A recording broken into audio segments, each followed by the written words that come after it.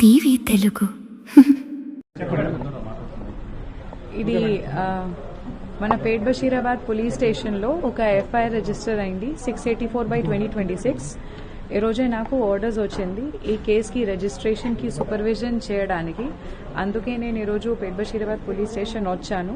ఇప్పుడు మన ACP గారుతోటి and SHO గారుతోటి ఇప్పటివరకు కేసులో ఏమేమి ఇన్వెస్టిగేషన్ జరిగింది, ఇది 8th మన దగ్గర రిజిస్టర్ అయింది. ఇప్పుడు ఇప్పటివరకు ఏమేమి జరిగింది, ఇంకా ఏం చేయాలి ప్రాపర్గా ఇన్వెస్టిగేషన్ చేయడానికి అన్ని మేము డిస్కస్ చేశాము.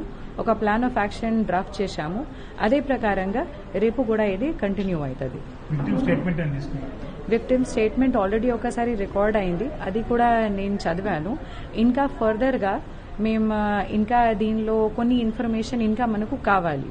అందుకే మేము మళ్ళీ ఒకసారి ఆమెతోటి మాట్లాడతాము. అదే ఖచ్చితంగా ఇది మనకు అతను దొరికితే అతనికి ఆఫెన్స్ ప్రూవ్ అయితే మేము ఖచ్చితంగా అరెస్ట్ చేస్తాము. ఇప్పటి వరకు అక్యూజ్ గురించి మనకు ఇన్ఫర్మేషన్ లేదు. నాకే ఈరోజే దీని నుంచి కేసుకి సంబంధం లేదు. ఒక పాక్సో కేసు మన దగ్గర రిజిస్టర్ అయింది.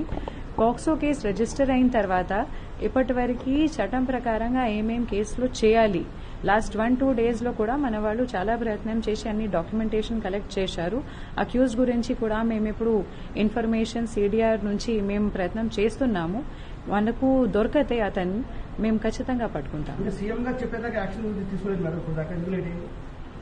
నాకు ఈరోజు ఆర్డర్ వచ్చింది. ఈరోజు ఆర్డర్ వచ్చినప్పుడు నేను ఇమీడియట్లీ 1 hour లోపల వచ్చాను అండ్ మేము పని స్టార్ట్ చేస్తాము.